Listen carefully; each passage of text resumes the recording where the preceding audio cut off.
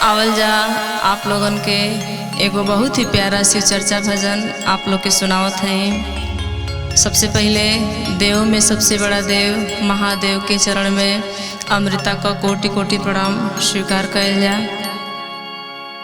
यहाँ पे उपस्थित आदरणीय बड़े भैया अजूबा जी, पंकज जी, दीपचंद भैया जी, आज यहाँ सबके सहयोग से ये संभव है। जौन स्टूडियो बा बहेरी में सिकंदरपुर सुनील सजीला भाई के, तो आज हम एगो बहुत ही प्यारा शिव चर्चा भजन आप लोग के सुनावल जाई। अगर आप लोग के पसंद आई तो आप लोग चैनल के लाइक सब्सक्राइब जरूर कर जाइए। प्रेम से बोलिए शंकर भगवान की जय हो,